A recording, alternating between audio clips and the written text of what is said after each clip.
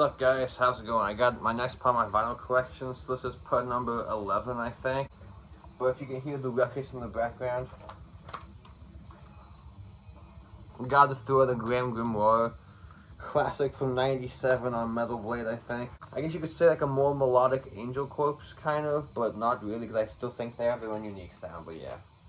Killer band. Alrighty, so first three records are by the same band, one of the best, one of my favorite newer death metal bands. Underground. They are definitely a more unique band in the scene because you don't hear a lot of bands playing this style. Like I say, they are like the modern version of Rock Revolt, and you don't hear a lot of bands playing in this style, because a lot of the bands nowadays either do like Finnish style or Incantation or Autopsy, but you don't really hear bands going after Rock Revolt, so it's kind of cool considering this is the only album that these guys ever did that we have a band continuing on their spirit, especially vocally and production wise. But I don't know, man. Anyway, there's the front of this one. Awesome cover art. Back, put out through Massacre on Ojo. Red, blue, like those center labels. Here's a little insert thing. Okay. That's the front of this one. I love the logo then. Another cool picture. The dude blew his brains out. In the back, tracks. Put out through Massacre on Ujo again. So I know that's who they're signed to overseas, and I think in the US it's Dark Descent, which that would make the most sense. But oh well. Lyrics again in Danish, so they are useless to me. But if the debut isn't my favorite, it's probably this one. I think this one is kind of a hard combination. They kept the grossness, but they got super ultra catchy too, which sometimes if bands try to get super catchy, they kind of lose the grossness. But the fact they were still able to combine their grossness with like memorable songwriting is a very hard thing to fit, and these guys did it well. So anyway, front on this one. In the back, again, Massacre and Ujo. Here's a little booklet thing with all of the lyrics or whatever that, again, are useless for me, but oh well. I just changed directions pretty drastically. Sigh. So the compilation of all like the demo stuff and the first full length, which I wish I had more, but their albums are kind of a pain in the ass to find. If you find them, they're pretty expensive, so I don't have anything on CDs. That's really all I have by them, which is pretty sad, but I'll buy some more eventually, just they're kind of expensive, like I said. So anyway, if you know Psy, you know they got like super weird, they change styles a lot. These two are definitely the most normal sounding, but anyway, this is the compilation of the early demo stuff. So you have Side A's Desolation demo from 1990, Tragedies demo 1990, Requiem for Fools EP, Fear Fast Gate Inferno compilation 94, split with Kawir 94, Ray Recordings 95, 96, and To Hell and Back, the tribute to Venom 95. So they covered black metal, Seven Gates of Hell, Schizo, Welcome to Hell, Poison, and Witching Hour, which is awesome. So yeah, killer record, but I still think they came into their own, like the third album on. These are good, but it's kind of more like, I don't know, like early Finnish kind of, or like, I don't know, maybe like Beherit, Mr. Fire, and early Samael mix. Like the first albums from all three of those bands is a good comparison, because they were definitely slow and not super fast like the Norwegian stuff or the Swedish stuff. But anyway, there's the front. Then the back, like I just read those off. But through Peaceful. Yeah, these are both Peaceful, which I don't know who they're signed to now. I want to say Century Media, but that just seems wrong. I don't remember who. But hopefully they can do some better distribution to put out their stuff again. That would be nice, because I would like to get some of their other releases. But yeah, awesome compilation, but definitely not their best material. And then if they're like normal black metal era, which to me is their first three records, is definitely my favorite Scorn and Defeat. Though my favorite album in general is Hangman's Hymn, which is like orchestral, weird, black thrash, kind of. I don't know, they're a hard band to describe. Everything they've done after the first three records, they've changed styles a lot, but yeah. So anyway, there's the front. Definitely their best artwork though. There's something so simple about that, but I love it. Then the back. They look a lot younger than they were. When I first saw that, I thought they were like 15, but it turns out they were in the early 20s, so. Oh well. Yeah. Again, this was put out through Peaceville. It says, to memory of Euronymous, so it's dedicated to him, which is cool. In 1993, if I didn't say it, this came out originally. Picture of the main guy, I'm assuming, because I think he's the only OG member left. So I believe it's just him and his wife now that make up Psy, which is cool. I know they played a show in, I think it was like New York in like 5 or 6 years ago or something, which would have been cool to see, but yeah. Killer band again, if you want them at the most normal, if you like those bands I mentioned earlier, like the first Samuel record, the first Behavior, and the first Mystifier, kind of in that vein, but they have their own sound considering they weren't from any of those countries that those bands were, because Japanese bands always have their own unique sound, no matter if it's heavy metal, thrash, black, death, whatever, so yeah. Check it out, again, Psy, Skull and Defeat, and the Eastern Darkness. Judas Priest, so unfortunately I only have 4 at the moment. I have some more on CD, but I'll get other ones eventually. Stained Class, my favorite of the early records. Oh fuck. Screaming for Vengeance, Brainfuck. Maybe my favorite 80s record, I would say Defenders if the last 3 songs didn't suck. Painkiller, definitely my favorite by them in general. And Firepower. So they aren't one of my favorite bands, but I like them. But they're one of those bands, if I see a record by them in the store, I'll probably pick it up if it's cheap. But I'm not in a hurry to buy them because they're like so readily available. But yeah, Stained Class, definitely I would say of those 70s stuff, probably the most influential, especially in like the new wave of British heavy metal and like proto thrash metal. Because like you have songs like Exciter, I think it's the title track, Heroes End, which they did like the Iron Maiden triplet thing before Maiden. They did that like 2 years before the first Maiden record came out, so a lot of bands did that kind of like triplet stuff, but they made it faster, which was definitely a big influence on thrash. And the drumming was faster too, especially like Exciter, definitely one of the first examples, along with Overkill from Motorhead, where you heard like double bass patterns, so definitely cool, so yeah. I don't know what's up with this artwork though, it's kind of dumb looking, but I don't know if it's from a movie or what, but I don't really like that, but good record though, so anyway. Front of this one, in the back. If I had to pick one song, probably Heroes and the last track. I love that main riff.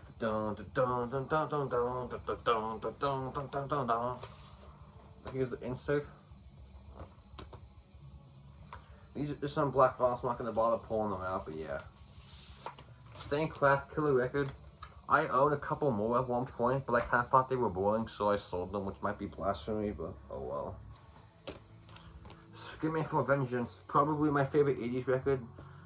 I don't really like, You've Got Another Thing Coming, I never really liked that song, but the highlights on this are awesome, so probably my favorite besides the Hellion. Riding on the Wind, riding on the wind, that's awesome. That, or Devil's Child, or the title track, or Bloodstones. Bloodstone, anyway, does it front.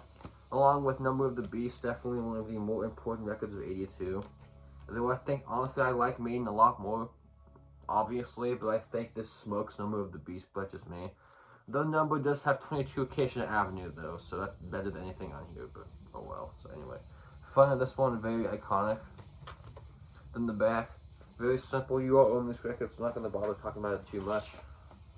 Inner sleeve, again, just black, so I'm not going to bother pulling that out.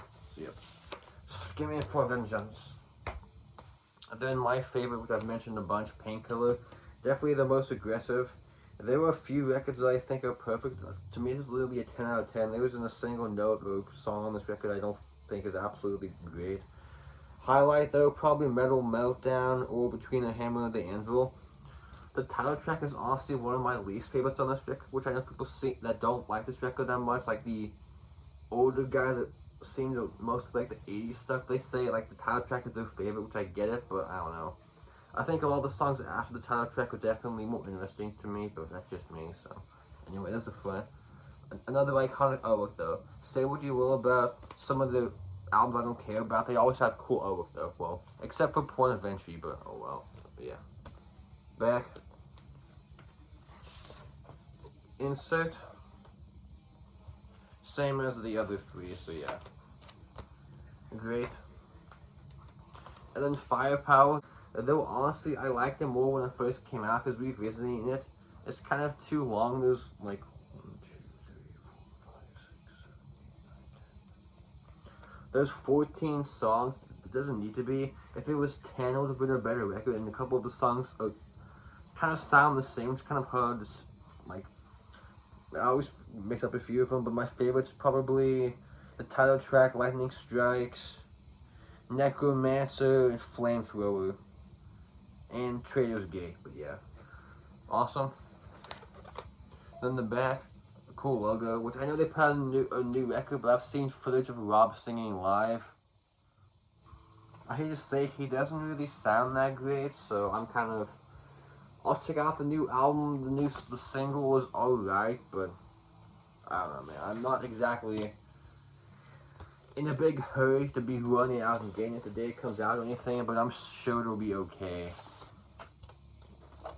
Let's talk about two of the greatest thrash metal records from Germany, or just thrash metal albums in general. Protector, Golem, and Shedding Skin. Hot take. This is probably my favorite German thrash record that's outside of the Teutonic 4. I think this record is killer. Well, it's either this or Darkness Death Squad, but probably this one I seem to go for more often. But yeah, killer record. I know later on they got more death metal influence, but this is the perfect bridge of like aggressive thrash, but not quite death metal yet. So I would say it's more in their face than like Tankard, but not quite like, not as extreme as like Pleasure to Kill, but I would say it's more like in between Tankard and Creator. So a good line in the sand if you want something like, if you want something more extreme than Tankard, but you're not a Creator fan, has a good record to check out. But yeah, anyway, there's the front. Pretty cheesy looking, just some guy about to like destroy a building, but it is 87, so it's kind of excusable why it's not really good looking artwork. But anyway, front of this one. Then the back, dudes in the band, the track listing. I don't know who put this out originally. I'm gonna say Noise, but it just seems wrong because they're not one of the bigger bands. So, but I could be correct about that, but I'm not gonna guess it. So this comes with a bunch of shit, which I will pull out. Here's the inner sheet, the lyrics, and another collage. A High Roller Records order form, which I'm sure a lot of the stuff isn't on the website anymore. I don't know why they keep sending this, because I've done that before. I've checked, and a lot of stuff, when they buy one of these, a lot of stuff is out of stock, so it seems kind of odd to send this, but whatever. If I didn't mention, these are both HR represses, obviously. Kind of cool pink. Doesn't really match the artwork, but oh well. I like the logo though. Great record and of Skin, but it's more death metal leaning, which this album, like the comeback stuff, it's good. It's more death metal, which it's alright, but I definitely prefer this and Backwards to any of the reunion records. But killer album, I think this came out in 91 or 92, so the same year Sodom did Tap in the Vein, so both bands definitely went in more of a death metal direction at the same time, which is cool. But I still think Tap in the Vein is probably better though, but this one, I don't know. I think this one's more unique sounding though than Tap in the Vein is, but anyway. There's the front. Love that painting. Then the back, again, HR reissue, which is cool. Comes with the same order sheet, so I'm not going to bother pulling that out again. But here's the insert. Another guys in the band. Different stuff you can buy with Protector. So this is like, let me see. 7-inch, the EP, the second album. Live stuff, another EP. Bunch of, like, here's some of the modern records you can buy. I don't have any of those on CD, so I only own these two by these guys, so I'll get the other ones eventually, but not exactly a high priority, honestly. Kind of cool, like, camo merch, which doesn't really, it matches kind of, like, better than the other one does, but yeah. Awesome record. Definitely two of the best German thrash records of all time, and just two of the best thrash records in general. So yeah.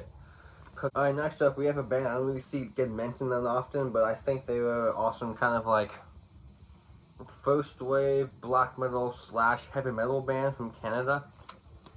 Occult Burial. So this is Hideous, Obscure, and Burning Fire Lore. No, Burning Eerie Lore. So 2017, 2020. So to me they sound like take In the Sign of Evil Sodom, the first Bathory and the first Merciful Fate record, mix it together and you get this. So it's like kind of evil sounding heavy metal, first wave black metal kind of, but the vocals aren't harsh. That's why I compare it to Merciful Fate, because it reminds me a lot of that in the guitar work, but it's like slightly faster, but it's still melodic though. So anyway, there's the fun of that. The guys behind the band and the frogs are very cool and mysterious looking. This looks, if it was kind of like, if they had corpse paints, it almost passed for like mid-80s Italian black metal records, something like Mortuary Drape demos or whatever. But anyway, there's the front of this one. Awesome.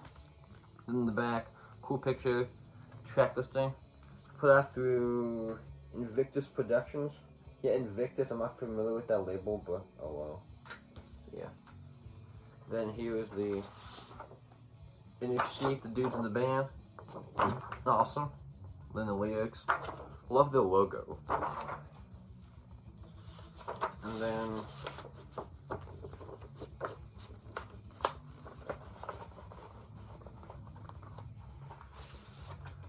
this comes with a kind of ugly looking poster. I don't know who would ever hang that up, but oh well. That's basically in the same vein as the debut, but I think the debut is a little bit stronger, mainly because I've had more time with it. But anyway, there's the front of this one. Then the back. Probably very weird cover. I don't know what that's supposed to be, but anyway, kind of cheesy but cool looking. Then the back guys in the band, tracks. And then this one has a lyric sheet. Guys in the band playing with fire, very cool. I know, they don't look Canadian, they very much look like they should be in like Sweden, but that's just me. And is this poster as ugly as the other one? That was just the album cover, so at least it's better than the other poster, but yeah. Awesome band. So again, if you like kind of epic, slightly evil sounding heavy metal like Merciful Fate, early Sodom, early Bathory, these are awesome records to check out. Alright, so next up, one of the best black metal bands from Sweden. Unfortunately, we only have 2 full-lengths from these guys, and apparently they've been working on a new record since like 2010, so I don't know what the hell the deal is, but oh well. So I'm talking about Dawn. So we got, oh fuck, I'm gonna butcher this, Near Soul Hyperfoot Evogar, and Slaughter Sun Crown the Triarchy. So they kind of have a different vibe. So this one I would say is like more melodic and focus on songwriting. This one I think they try to go more aggressive and sound like Ethereal maybe. This, or like more Belial. This one they went like kind of dissection-y, and this one they went faster. So if you want some more like aggressiveness, check out this one, but I still think this one is definitely better though. So this is definitely probably a top 3 or 4 Swedish black metal record of all time for me. I think this record is absolutely killer. Definitely an essential if you're a fan of mid-90s Swedish black metal. I've mentioned this record a few times though, but oh well. Anyway, there's the front of this one. Awesome. Not awesome, but awesome record. The cover kind of sucks, but oh well. I like the logo though, so there's the front of this one. The back, guys in the band, track listing. Put out through Century Media 2014. Yeah, licensed from Necropolis originally. Kind of not very good color to choose. It's pretty black. I can't really see what that says very good, but oh well. Here's the insert with some of the lyrics. Again, you can't read this worth of shit, but oh well. And then their logo, which you can't really see very good. Nice clear record. Very nice.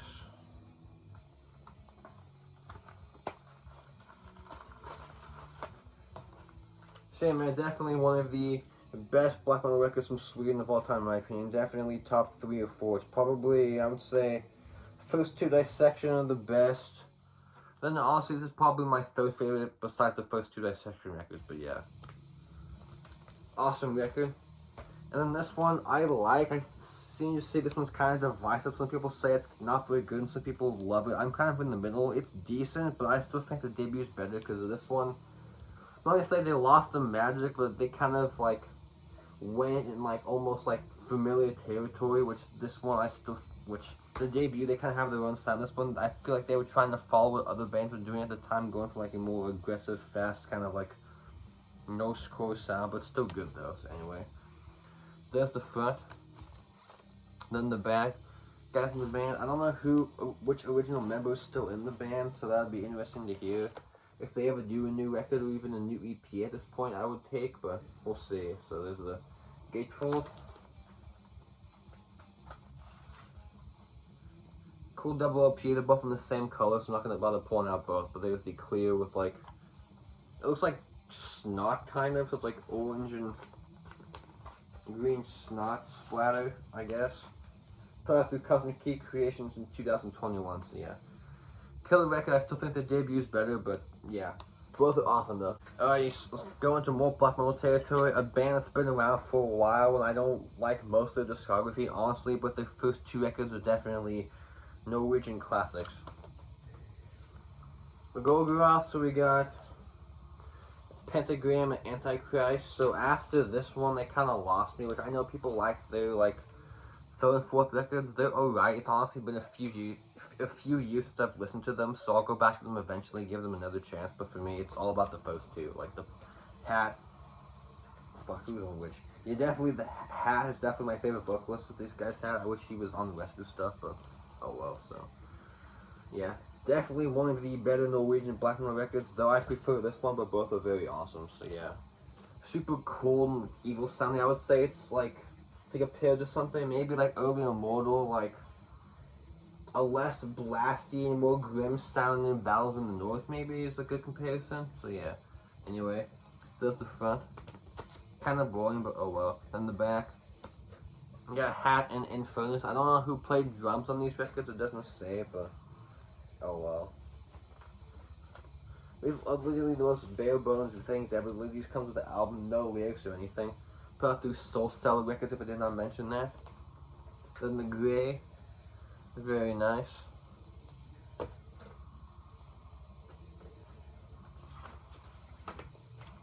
Good debut, killer record. And then we have their best, in my opinion, Antichrist. Not a top 5 Norwegian black metal record, but probably in the top 10 for me.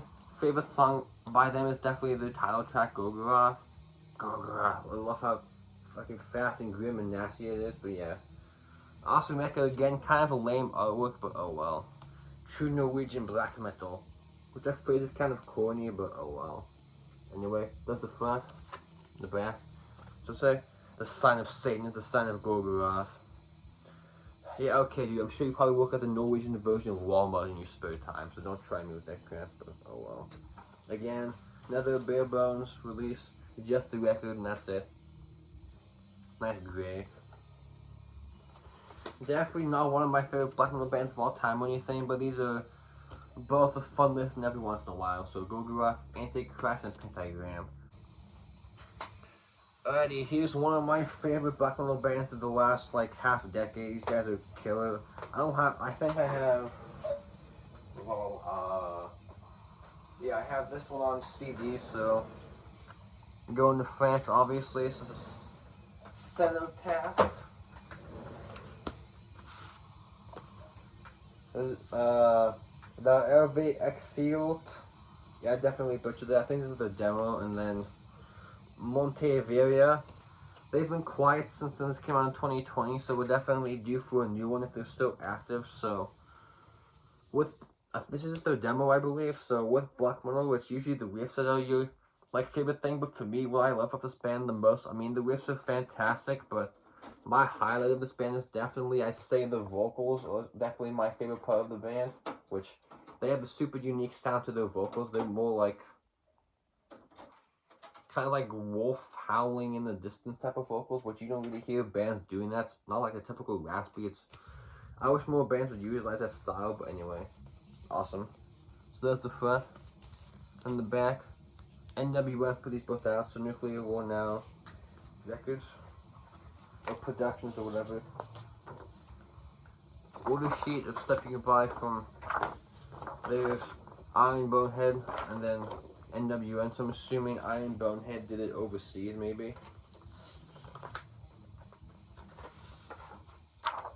There's the little insert thing. Awesome demo, but not the strongest material. That would be this. This was in my top 3 or 4 records of 2020. This is phenomenal. I still spin this all the time. Definitely they have their own unique sound. I feel like a lot of the bands from France nowadays don't really get the love they deserve. These guys are definitely, I would say, probably the most popular, most well-known though. They definitely get spoken about more than like Vehement or Darkenhold or any of those other bands, but yeah.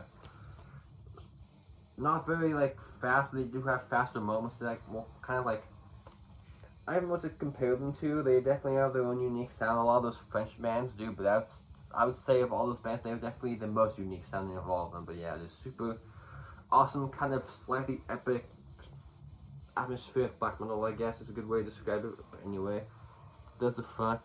Kind of weird cover, but oh well. Then the back, track listing. Again, put out through NWN. Another order sheet. A sheet you can buy, which I'm sure is probably not accurate because this was from 3 years ago, so oh well. And then here's a little like booklet with the guys and with like lyrics and the guys in the band. And again, I took French 2 years in high school, but I forgot all of it, so that's not really helpful for me at all. But yeah, killer band. I'm eagerly awaiting what they do next. So Cenotaph. The demo, I'm not going to attempt to pronounce that, and then Montevideo. Awesome band. Hopefully they do a new record next year. The first 2 from Frost. Ooh. So we got Morbid Tales into Megatherion, obviously. So I know this was originally put out as just a single EP. This version has the Morbid Tales and Emperor Return, both those releases put into one to make it a full album. And then side 3 is a rehearsal from '84, or 2 different ones, so yeah. But I honestly don't really listen to those because rehearsals, I don't really care honestly about rehearsal tracks, but I usually spin the actual album. But anyway, that's the front. Definitely very influential record on fucking every black and death metal band that come afterwards. I mean, listen to Obituary and you want to know where they got the guitar tone from these dudes in Hellhammer. I mean, it's a very simple trick to use, but yeah.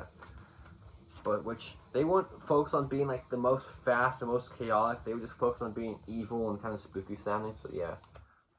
This comes with a bunch of stuff which I'll show you. So here's the inner sheet, which I don't keep the record in this.